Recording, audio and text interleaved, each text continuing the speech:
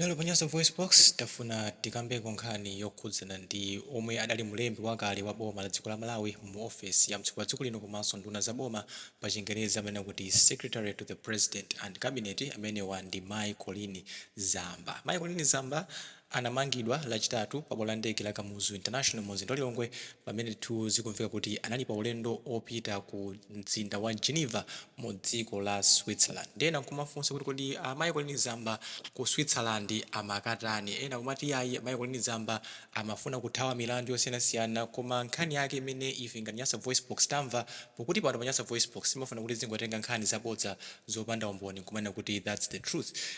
Nkhani akuti Mayi Colleen Zamba amapita mu dziko la Geneva ku Switzerland kumeneko kufa choti kumeneko kunali graduation ya mwana wawo, ndiwo andithu amapita ngati kholo kukaonerera graduation imeneyi, koma sizinatheke chifukwa chokuti apolisi anawabweza pa bwalo la ndege la Kamuzu International Airport ndi kuamanga ndipo agona mchitokosi cha apolisi masiku awiri. Ndiye mulandu umene Mayi Colleen Zamba akuimbidwa ndi mlandu umene pa Chingerezi timanena kuti abuse of office kapena kutanthauza kwake kugwiritsa ntchito udindo molakwika. Zimenezi ndi zolakwira malamulo a dziko lino amachita kuti Malawi Penal Code section 95 subsection 1 imene mu Chingerezi imanena kuti any person who being employed in the public service does or directs to be done in abuse of authority of his office any arbitrary act prejudicial to the rights of another shall be guilty of a misdemeanor. Kutanthauza kuti aliyense amene akugwira ntchito mboma ndipo wapanga zinthu kapena kuti walamula kuti zinthu zichitike zopitilira muyeso kapena mphamvu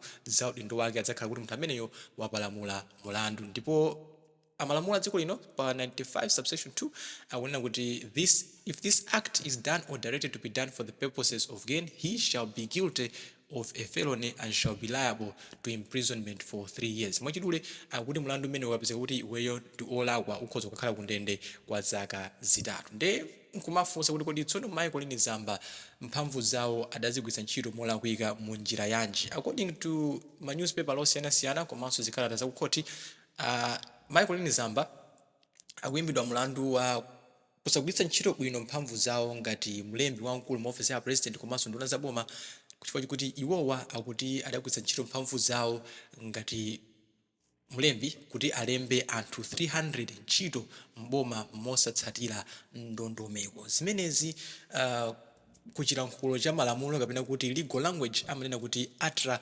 virus, kupanga zinthu zimene zikupitilira mphamvu zimene iweyo adakupatsa. For example, tikhoza kukhala ndithu ndi mnyamata wa pa gate muza kuti iweyo ntchito yako ndi yotsegula gate, koma munthuyo akozekhala kuti nkhale amatsegula gate koma alibe chilolezo chomalowetsa anthu ku nyumba kwanu pa office. Ndi iyeyo koma ntchito yake ndoti atsegule gate pokhapokha munthu monakhala kuti mwantani mwamuza kuti amene walowe atsagule. Iye uja akakhala kuti walola munthu kuti angolowa mwachisawawa, imene timanena kuti ndi atra virus. Iweyo mphamvu zako ndi zotsegula gate, mphamvu zako sizofunsa kuti kodi aujewa alowe kapena ayi. Ine mwini wake khomo ndamene ndimapanga determine who can come into the fence. Iweyo ntchito yako nje kuti ine ndikalamula kuti tsegula gate, iweyo zingotsegula gate. In other words, ukhoza kukhalanso nkhale manager pa ntchito ndi kumalemba anthu ntchito, koma ngati contract yako inanena kuti pamalo panopa kuti munthu alembedwe ntchito pamafunika kuti anthu awiri asayinire ma contract akulemba munthu ntchito, koma ngati iweyo bwana wangotenga mphamvu zija nkusayina pawekha munthu kumulemba ntchito,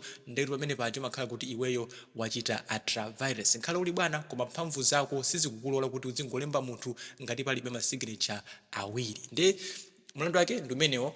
And as always pa Nyasa VoiceBox timafuna kuti sitimasankha mbali, sitimaona kuti kodi Colleen Zamba timagwizana nawo pa nkhani za ndale kapena iyayi, koma timafuna kuti Malawi munthu akatengedwa ndi apolisi tidzimvetsetsa kuti kodi munthu uyu antenga pa zifukwa za mtundu wanji. Ndi timafuna tikukuwuzani kuti ayi Mayi Colleen Zamba amangidwa pa mlandu kuti iwowa adagwiritsa ntchito mphamvu zawo molakwika polemba anthu ntchito 300 mosatsatira ndondomeko zolembera anthu ntchito mu boma la Malawi. Ndi mutu za Malawi tikamaliza in the comment section below kuti kodi maganizo anu ndi otani, kuti mlandu umenewu ndi mlandu wa chilungamo kapena izizi ndi za ndale chabe. Komanso anthu ambiri akhala kumalankhula kuti ayi simwaona chonchi Colleen Zamba ndi munthu wa ndalama zake anapita ku khoti 2-3 days mulandu uja apezeka kuti ayi atuluka, kenaka timva kuti mulandu wazizira kundende ndi kwa anthu olemera kundende ndi kwa anthu osauka. Yes, kundende nthawi zambiri timapeza kwa anzathu amene siwochita bwino, koma sikuti chifukwa choti anthu olemera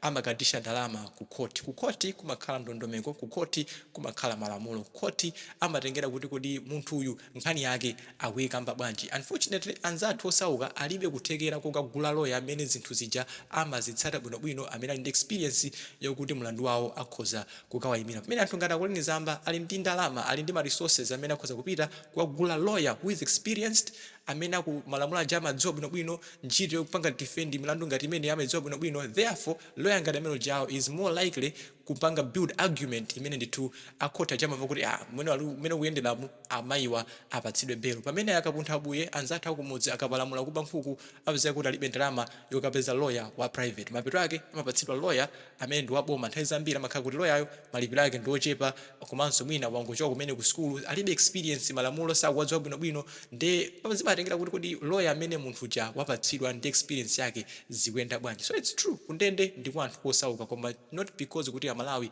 timakatisha ku court. It's because the more expensive the lawyer is, the more experienced they are, the more connected they are with the legal system. Amadziwa kuti mlandu utheke ndipange chani. Pamene munthu mwana utangochoka ku college sakudziwa kuti system imayenda bwanji, akukampanga represent munthu osauka, is not motivated, zawezeka kuti mlandu uja sunende bwino, munthu osauka akukafera kundende. Nde mutu za maganizo anu in the comment section below, koma timangofuna tingoyikapo mulomo ngati Nyasa VoiceBox kuti Mayi Colleen Zamba apakali pano apatsidwa belo, koma mulandu umene akuimbidwa akuti iwo ndithu adapalamula section 95 abuse of office pomalemba anthu ntchito osatsatira ndondomeko zolembera anthu ntchito boma. Mutu za maganizo anu in the comment section below pompano pa Nyasa VoiceBox.